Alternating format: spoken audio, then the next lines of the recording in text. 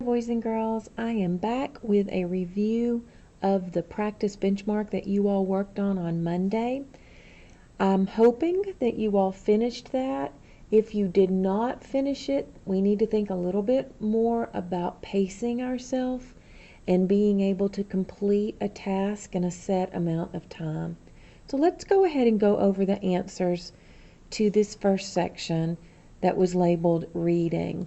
So as you read this, you needed to have been sure to have read the entire passage. Please don't skim through it. Please don't just go, oh yeah, I think I know what's going on here.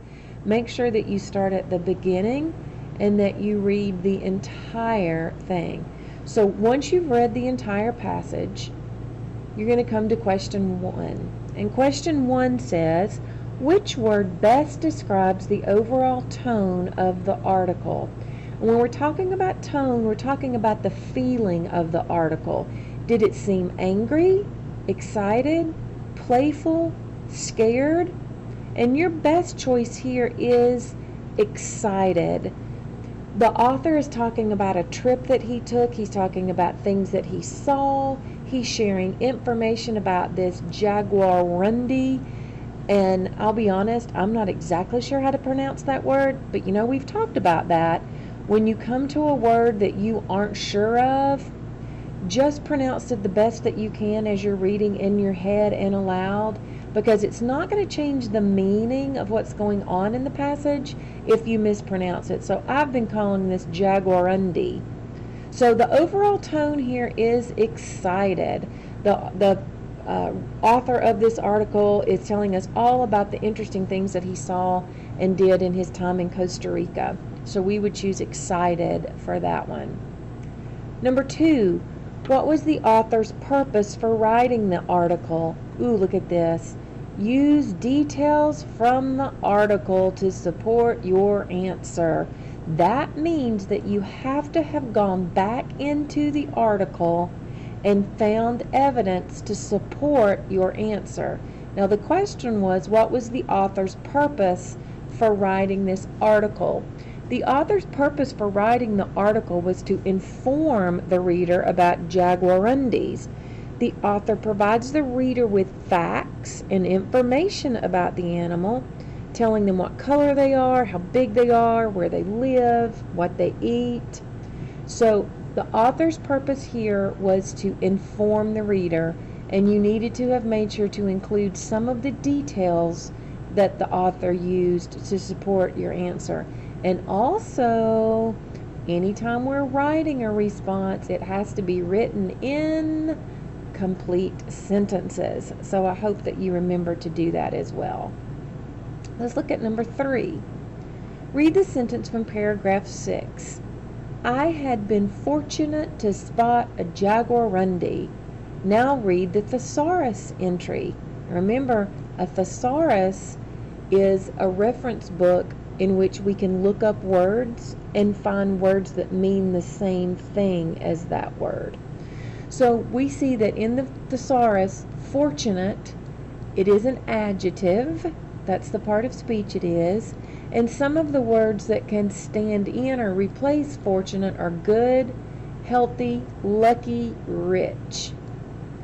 Which word from the thesaurus entry best matches the way fortunate is used in this sentence? So we're thinking about how the word fortunate is used in this sentence. I had been fortunate to spot a jaguarundi. Does that mean he had been good to spot it? He had been healthy to spot it? He had been lucky to spot it? Or he had been rich to spot it? You should have chosen lucky.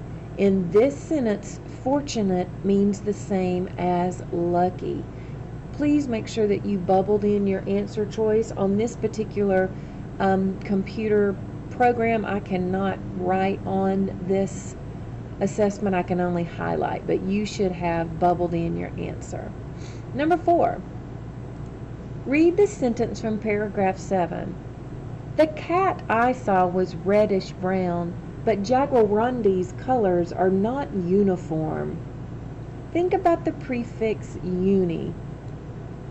We know that uni means 1.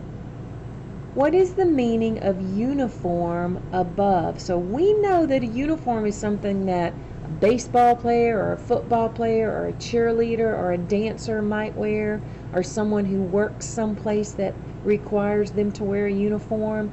But that is not how uniform is used in this sentence. So thinking about the prefix uni, what is the meaning of uniform above? But Jaguar's colors are not uniform. Changing to something else, different from all others, mixing into one, all one kind. The cat I saw was reddish brown, but Jaguarundi's colors are not uniform. What does uniform mean above? You should have chosen D, all one kind. Because in this sentence they're saying they saw a cat that was reddish brown, but Jaguarundi's colors are not all one kind. They are not uniform. So you should have chosen D, all one kind, for number 4. Number 5, why did the author most likely include paragraphs 9 and 10 in the article? Well, the first thing we're going to have to do is go back and look at paragraphs 9 and 10. So let's scroll back up. Here they are. Even though Jaguarundis are hard to study, scientists have still been able to learn about how they live. Dr. Michael Tews and Arturo Caso have captured over 20 Jaguarundis. They put special collars that give off radio signals on the cats. Then they release the cats back into the wild. Tews and Caso use the collars to track the cats. They learn that Jaguarundis usually live alone and hunt during the day. They eat animals such as mice, rabbits, and birds. So let's think about why the author included those paragraphs in the article. To tell readers what Jaguarundis like to eat, to tell readers why it is hard to study Jaguarundis, to tell readers how scientists learn about Jaguarundis. I do remember something about scientists in that. To tell readers that many wild Jaguarundis have been caught. What they like to eat, why it is hard to study, what scientists learn. Let's go back and look, because I'm not sure. Studying Jaguarundis, even though Jaguarundis are hard to study, scientists have still been able to learn about how they live. Talks about they captured 20, they put on special collars, they got off radio signals, and they released the cats back into the wild. They used the collars to track the cats. They learned that Jaguarundis usually live alone and they eat. That sure sounds to me like those paragraphs were included to talk about how scientists learn about Jaguarundis. So you should have chosen C for number 5. Let's look at number 6. Which sentence from the article adds to the disappointed mood in the section monkey business? So once again, we're going to think about the feeling of the article, how it makes us feel, or how it makes us think that the author must feel. So it says in the section monkey business, and it wants to know about the disappointed mood. So I'm going to go back to monkey business.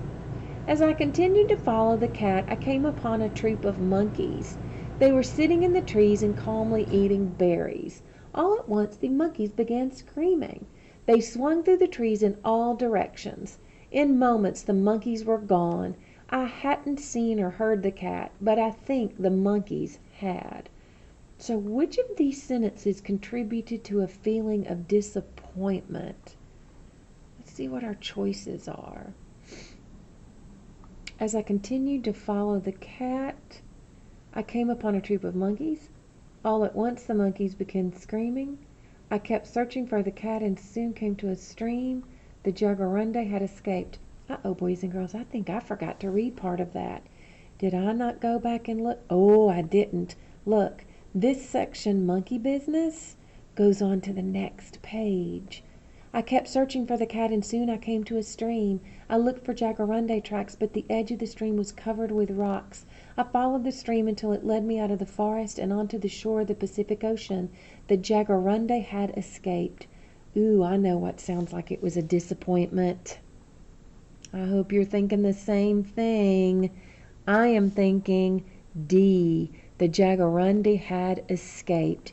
He is disappointed because the jacaranda had escaped and he was not able to see him. So you should have chosen D as the answer to number 6. Number 7. What does the picture help the reader understand?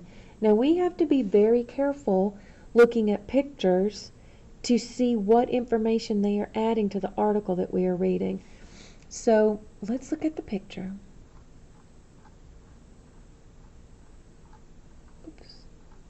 There's the picture.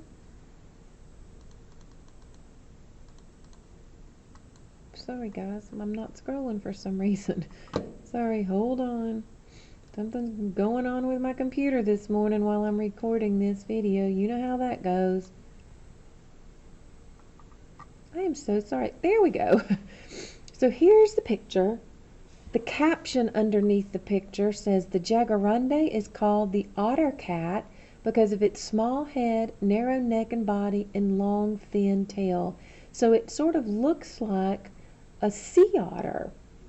We've seen sea otters before in books and pictures and different things. It does have that same long tail and small head. So here's our picture, sitting on a tree branch. Let's see what our question said one more time. Number 7. What does the picture help the reader understand? How jacarandas move? Nope, that is not a picture of a jacaranda moving. What jacarandas look like? Yes, because the caption even described what it looked like, but let's check the others.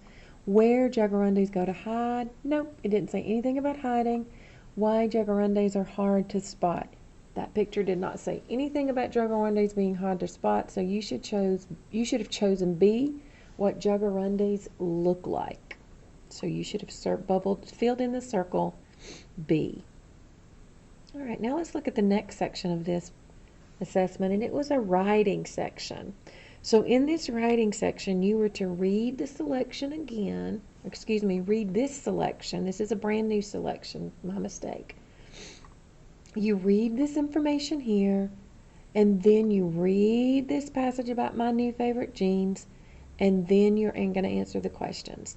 So after you've read this introduction and this passage, make sure you read both of those things when you have an assignment like this. Then you're going to come down here and read the questions. Read sentence 2 from the story. He went to the closet and came back with a needle, thread, and patches. Kayla wants to add the word sharp to the sentence to tell more about one of the things in the sentence. Which use of the word sharp makes the most sense?